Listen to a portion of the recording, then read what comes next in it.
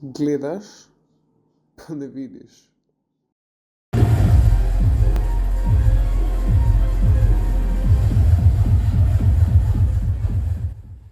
Kri. Ti vse posod kri stavimo.